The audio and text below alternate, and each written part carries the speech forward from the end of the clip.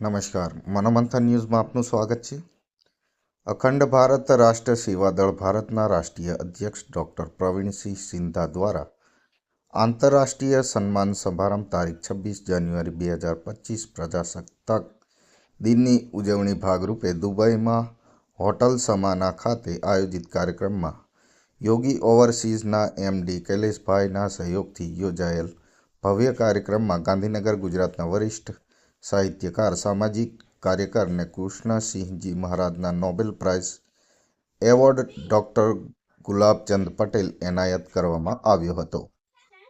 આ પ્રસંગે યોગી ઓવરસીઝના MD કૌશલભાઈ, બાયડ તાલુકાના શિક્ષક ધર્મેશભાઈ સોની, ભારતીબેન સોની, શાંતિલાલ પટેલ, ઈલાબેન પટેલ, દુધાભાઈ પરમાર, પાર્વતીબેન પટેલ, હસમુખભાઈ NR, શિક્ષક ગોવિંદભાઈ પટેલ તથા રાષ્ટ્રપતિ એવોર્ડ વિજેતા કંચનબેન ઉપસ્થિત રહ્યા હતા.